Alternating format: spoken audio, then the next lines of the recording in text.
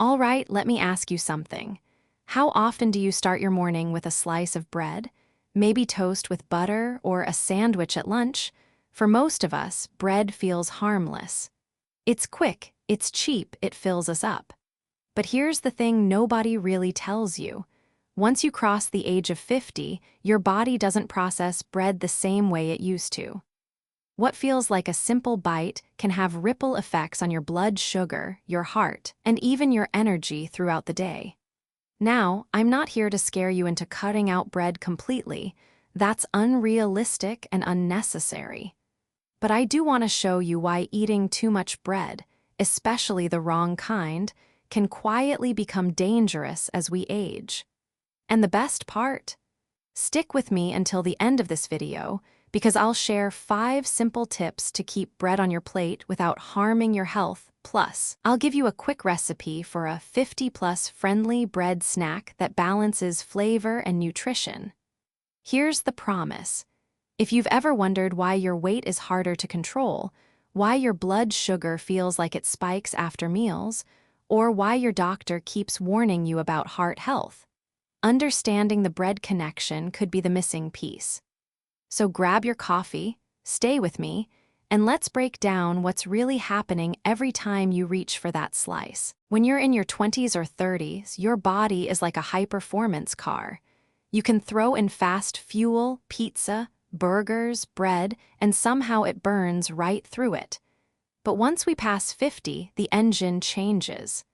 Metabolism slows down, muscle mass decreases, and the body doesn't handle carbs the same way anymore. Think about it. The same slice of bread you ate at 30 might have given you quick energy, but at 60, it could push your blood sugar higher and keep it elevated longer. Why?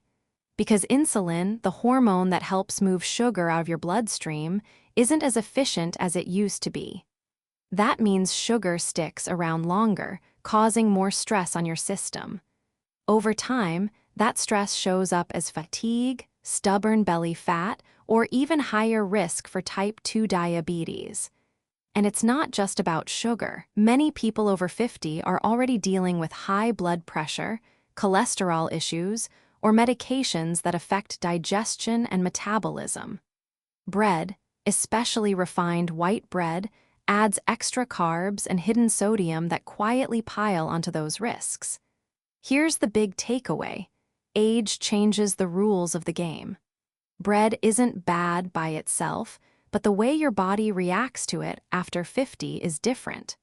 Understanding this difference is the key to protecting your energy, your heart, and your long-term health. So the next time you reach for that warm roll or soft sandwich bun, remember, your body might be telling a very different story than it did years ago. Let's talk about the first big danger of eating too much bread after 50, blood sugar spikes. You've probably heard the term high glycemic index, right? Bread, especially white bread, bagels, or anything made with refined flour, sits high on that list. What that means is, the moment you eat it, your body breaks it down into sugar very quickly. Now picture this. You eat 2 slices of toast in the morning, and within minutes your blood sugar shoots up like a rocket. Your body scrambles to release insulin to bring it down. That sounds fine, except here's the problem. When this cycle happens over and over again, day after day, your cells stop responding as well to insulin. That's what doctors call insulin resistance, and it's the doorway to prediabetes and type 2 diabetes. And here's where it really matters for folks over 50. Your metabolism has slowed, your pancreas may already be under strain, and your body doesn't recover from those sugar surges as quickly as it once did. That means the same slice of bread that felt harmless in your 30s can now leave you feeling sluggish, craving more carbs, and slowly pushing your blood sugar numbers higher. The scary part is, most people don't notice this happening until their doctor runs a blood test. But the good news? Knowing the role bread plays puts you back in control. And in just a minute, I'll show you what kinds of bread are safer choices, so you don't have to give it up completely. Now let's look at another side of bread that often gets overlooked, your heart. See, when we think about heart disease, most of us immediately picture fried foods or fatty meats. But refined carbs, like white bread, play a sneaky role too. Here's why. When your body digests refined bread, that sugar rush doesn't just impact blood sugar. Excess sugar in the bloodstream can be stored as fat, especially around the belly. And belly fat isn't just a cosmetic issue. It's linked to higher triglycerides, lower good cholesterol, and more inflammation throughout the body. All of those factors quietly raise your risk for heart disease. But there's more. Bread is one of the biggest hidden sources of salt in the American diet. Sounds surprising, right? We don't taste it, but packaged bread and rolls often contain a significant amount of sodium to improve texture and shelf life. For someone over 50 who may already be managing blood pressure, that extra sodium can be the tipping point that keeps numbers stubbornly high. So while bread doesn't look greasy or salty on the outside, inside your body, it can fuel the very conditions your doctor keeps warning you about. Weight gain around the midsection, high blood pressure, and higher risk of heart attack or stroke. The key point is this: bread isn't just about carbs, it's about the hidden ways it affects your heart and circulation.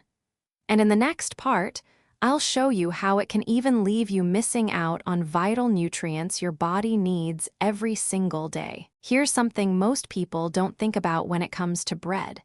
Every time we fill our plate with slices of bread, we're often crowding out the foods that actually give our bodies the nutrients we need.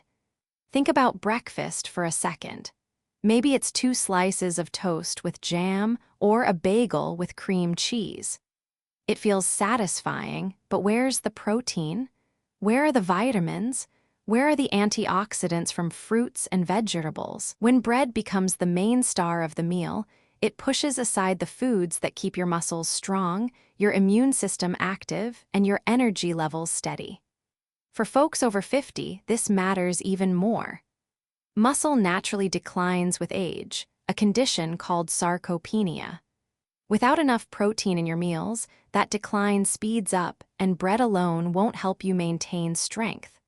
On top of that, refined bread doesn't carry much fiber, so digestion slows. Constipation becomes more common, and your gut health takes a hit.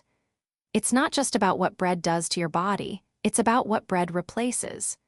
Too many meals built around bread mean fewer leafy greens, fewer lean proteins, fewer nutrient-rich foods on your plate. Over the years, that imbalance can quietly chip away at your health, leaving you feeling weaker, more tired, and less resilient to illness. But bread's impact goes beyond just nutrients. In the next part, we'll look at how additives, and even the way bread is made, can stir up inflammation and affect your digestion. Now let's pull back the curtain on something most people never notice: what's actually inside that loaf of bread. Not all bread is created equal, and for people over 50, the differences can really matter. See, a lot of mass-produced bread isn't just flour, water, and yeast anymore.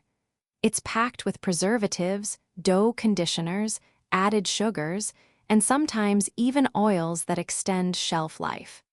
These extra ingredients may keep bread soft for weeks, but inside your body, they can contribute to chronic inflammation. And inflammation is no small thing. It's tied to heart disease, arthritis flare-ups, and even memory issues as we age. Then there's digestion. Many people in their 50s, 60s, and beyond notice more sensitivity to foods than they had when they were younger.